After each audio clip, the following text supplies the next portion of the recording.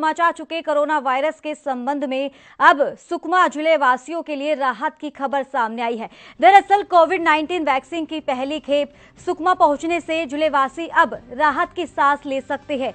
14 जनवरी दोपहर 12 बजे जिला अस्पताल सुकमा में नगर पालिका अध्यक्ष ये जगन्नाथ साहू ने कोविड वैक्सीन स्टोरेज बॉक्स की पूजा अर्चना कर नारियल फोड़कर वैक्सीन का स्वागत किया है और इस मौके पर जनप्रतिनिधिगण, संयुक्त कलेक्टर रवि साहू, स्वास्थ्य अधिकारी सीपीपी बंसोड़ सहित स्वास्थ्य विभाग के अन्य अधिकारीगण मौजूद रहे हैं और जिले को मिली पहली खेप में कोविड वैक्सीन के 5130 डोज ये मिल चुके हैं। आपको बता दें कि प्रथम चरण में जिला अस्पताल सुकमा, सामुदायिक स्वास्थ्य केंद्र कोटा में जिले में कार्यरत 4184 स्वास्थ्य कर्मियों और आंगनबाड़ी कार्यकर्ताओं मितानियों ने ये टीका लगवाया है और आपको बता दें कि वैक्सीनेशन ने के प्रथम चरण का शुभारंभ किया है और 16 जनवरी से तीनों केंद्रों में किया जाएगा। प्रतिदिन 100 लोगों का ये टीकाकरण किया जाएगा और टीकाकरण के लिए 91 स्वास्थ्य कर्मियों को प्रशिक्षण दिया गया है।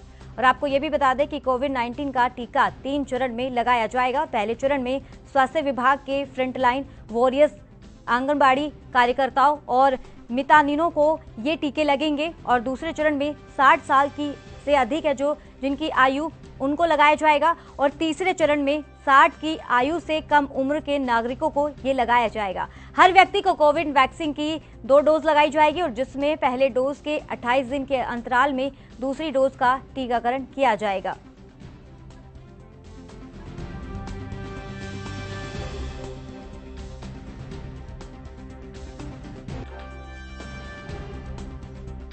जिला अस्पताल में आज पहली खेप में 5130 वैक्सीन, कोरोना की वैक्सीन आई हुई है। इसमें फर्स्ट जो हमारे फ्रंट लाइन के जो योद्धा हैं, स्वास्थ्य कर्मचारी, उन्हें लगेंगे 4184 जिन्हें चिन्हांकित किया गया है।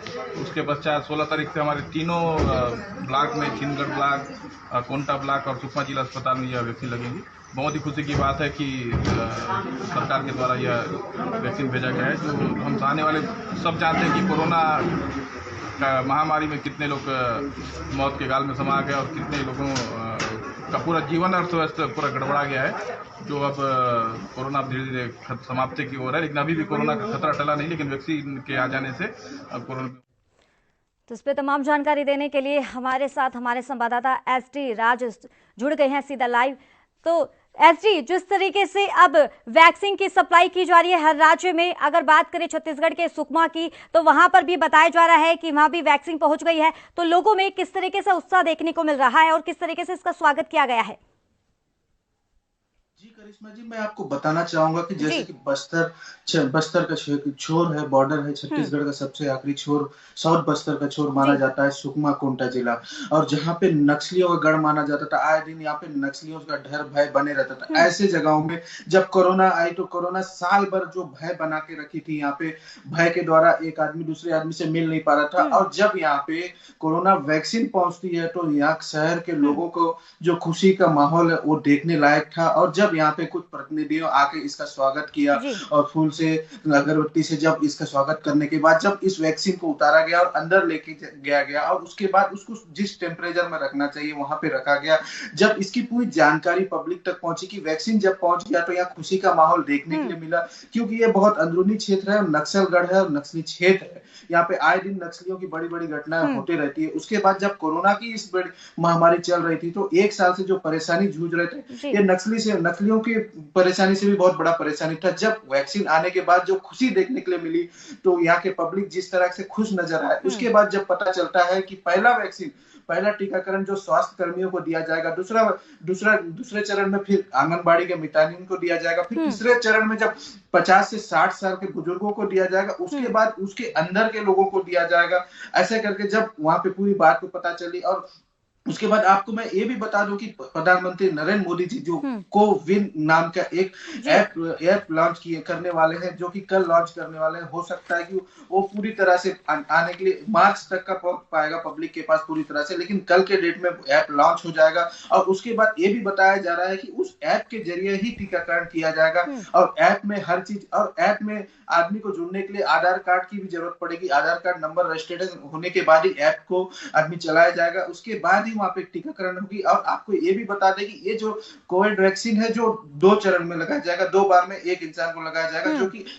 28 दिन के अंतराल में दूसरा बार में टीकाकरण किया जाएगा। तो उसके बाद ही जो भी जानकारी रहेगी उस ऐप में जो रजिस्टर्ड रहेगा उसी में आ जाएगा। जी तो एसडी राज, जिस तरीके से अब टीकाकरण की शुरुआत हो जाएगी पीएम मोदी द्वारा, अब इसी के चलते अगर अहम सवाल ये भी है कि हर जगह, हर राज्यों में, हर कोने में ये वैक्सीनेशन पहुंच रही है, वैक्सीन पहुंच रही है, लेकिन अगर बात करें छोटे छोटे शहरों में, कि कहा जाता है कि छोटे छोटे शहरों में भी कई जगह ऐसी व्यवस्था नहीं की जाती है। अगर बात करें गाँवों की, तो गाँवों में भी क्या इस तरीके से कोई आपके पास खबर आई है कि वहां पर भी सप्लाई हो रही है?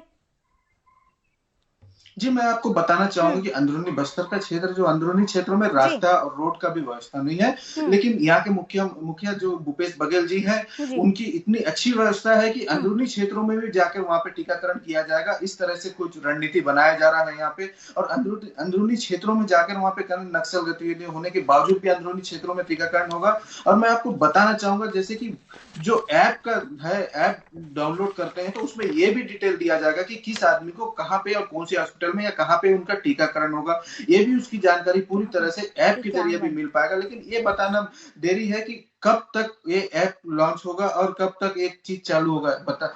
कुछ लोग का कहना यह है कि कल से ऐप चालू होगा, लेकिन कुछ लोगों ये भी सूत्रों से ये जानकारी भी आ रही है कि मार्च तक का ऐप की लॉन्चिंग होगी। जी चलिए, बहुत बहुत शुक्रिया तमाम जानकारी देने के लिए एसडी राज। तो आपको बता रहे हैं कि छत्तीसगढ़ के सुकमा से खबर आपको दिखा रहे हैं, जहां पर वैक्सीन की सप्लाई हो चुकी है। इसी को लेकर अब धूमधाम से वैक्सीनेशन, जब ये वैक्सीन यहां पर सुकमा में पहुंची है तो वहां पर खुशी का माहौल देखने को मिला है और उसका स्वागत भी धूमधाम के साथ किया गया है।